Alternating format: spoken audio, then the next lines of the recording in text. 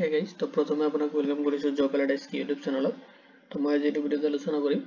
Central board of secondary एजुकेशनर পৰা रिक्वायरमेन्टर কাৰণে notification আহিছে। তো এই ভিডিওত মই নটিফিকেশনৰ গুটেইখিনি ডিটেইলস মই প্ৰভাইড কৰিম আপোনাক। তো ভিডিওটো চোৱাৰ পিছত যদি কোনো ধৰণৰ কোৱেশ্চন থাকে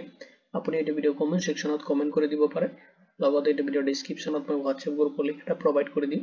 তাতে জয়েন হৈ কিনে আপুনি মোক WhatsAppত ডাইৰেক্ট মেসেজ কৰিব পাৰিব। তো আহক দেৰি নকৰি আৰম্ভ কৰো আজিৰ ভিডিওটো।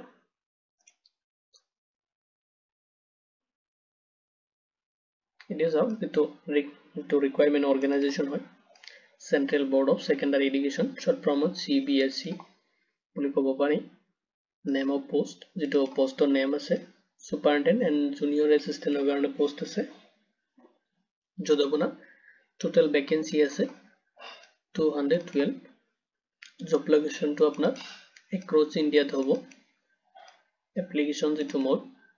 অনলাইন কৰিব লাগিব আপুনি এপ্লিকেশনটো Notification to already release hoise 3rd December 2024 official website to ase cbse.gov.in jikono browser ot apni search korile cbse je official website er link ase etu open hoy jabo click korile apni etu page ot ahi jabo apunar jetu page lage etu click koribo just main page to main website ase etu box ot click korile cbse jetu main official website etu open hoy jabo it is of important date to CBSE requirement আছে তার date খিনি চাইলো তো notification টো already release হইছে তো online যেটো application হয় স্টার্ট হইছে আপনার 1 জানুয়াৰিৰ পৰা আৰু এপ্লাইৰ যেটো লাষ্ট ডেট আছে 31 জানুৱাৰী 2025 তো এটো মাৰ লাষ্ট লৈ কিনে ডেট এপ্লাই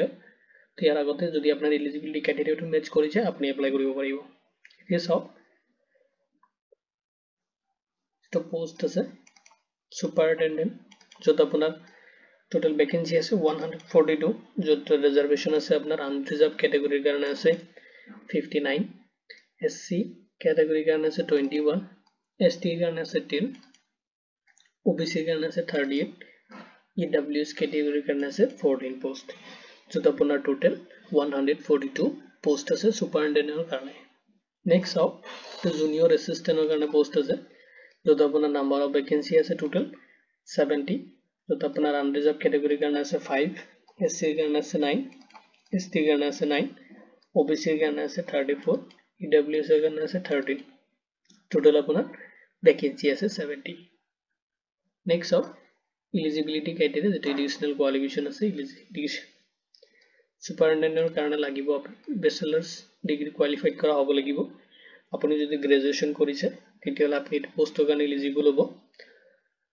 লগতে চাওক আপোনাৰ জনা হ'ব লাগিব কম্পিউটাৰ নলেজ থকা হ'ব লাগিব কম্পিউটাৰ এপ্লিকেশনৰ প্ৰতি যেনেকৈ এমএছ অফিস আপুনি ইউজ কৰিব পৰা হ'ব লাগিব তে ম্যাক্সিমাম এজ লিমিট দিছে আপুনি 30 ইয়াৰ্স লৈ কিনে ইয়াত এপ্লাই কৰিব পাৰিব ৰেজিস্টাৰ আপুনি ক্যালকুলেশন কৰিব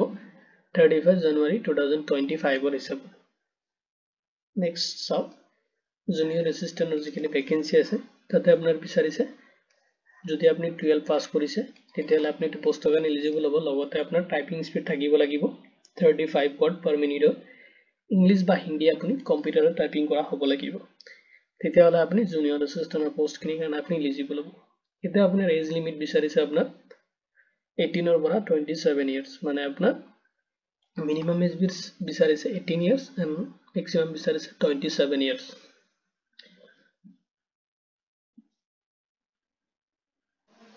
This out application fee to category হিসাবত ডিভাইড কৰি দি আছে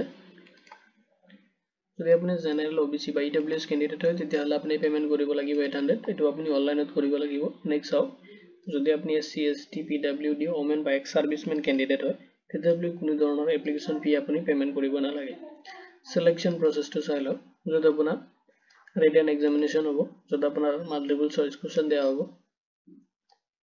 Next up skill test hobo for the junior assistant or kana jitu post ase next apnar document verification and apnar selection hoye jabo apply process to salok apply koribole apni visit koribo lagibo cbse jitu official website ase tate visit koribo lagibo kori kine apni jitu requirement section ase tate jai kine apnar jitu apply online apply jitu link ase tate click kori kine apnar application to submit koribo lagibo to the personal details educational details kine apni tate enter korabo lagibo and necessary documents kine apni upload koribo lagibo kori kine apunar jeto application fee হয় এটা আপনি payment কৰিব লাগিব ক্যাটেগৰি wise কৰি কিনে আপোনাৰ এপ্লিকেশনটো আপনি submit কৰি দিব যে প্ৰিন্ট আউট কৰি ল'ব যে ফিউচাৰ ৰেফাৰেন্সৰ কাৰণে তো যদি কিবা কোৱেশ্চন থাকে আপুনি এইটো ভিডিও কমেন্ট সেকশনত কমেন্ট কৰি দিব পাৰে লগতে মই এইটো ভিডিও ডেসক্ৰিপশনত লিংক এটা প্ৰভাইড কৰি দিম সেইটো লিংকত ক্লিক কৰিলে আপুনি ইম্পৰ্টেন্স লিংক এন্ড গোটেইখিনি ইনফৰমেশন তাতে পাই যাব লগতে আপোনাৰ এপ্লাই লিংকটো তাৰ পৰা ডাইৰেক্ট ৰিডাইৰেক্ট হ'ব পাৰিব ক্লিক কৰিলে তো এইটো ভিডিওত ইমানতে তো ভিডিওটো চোৱাৰ বাবে ধন্যবাদ দি কিনে আজি ভিডিও ইমানতে সামৰিছোঁ